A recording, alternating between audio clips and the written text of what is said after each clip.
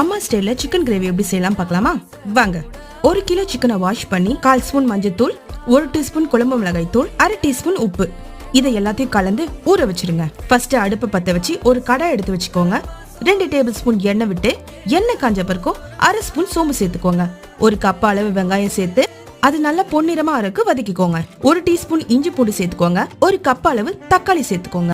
1/2 spoon கல்லுப்பு சேர்த்து நல்லா வதக்கிக்கோங்க. 1/2 ஸ்பூன் குழம்பு மிளகாய் தூள், 1 ஸ்பூன் தனியா, 1/2 spoon chicken gravy masala, 1/4 spoon மஞ்சத்தூள், இதை எல்லாத்தையும் சேர்த்து 2 நிமிஷம் போல வதக்கிக்கோங்க. இப்போ ஊற வச்ச சிக்கனை சேர்த்து ஒரு கலரி 5 நிமிஷம் மூடி போட்டு வேக வச்சுக்கலாம். இப்போ ஓபன் பண்ணி 1/2 கப் அளவு தண்ணி சேர்த்து அப்படியே 5 நிமிஷம் ஓபன்ல கொதிக்க விடுங்க.